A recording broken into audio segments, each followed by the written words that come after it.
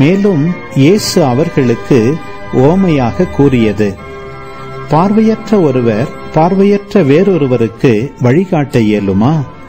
இருவரும் குழியில் விழுவர் அல்லவா?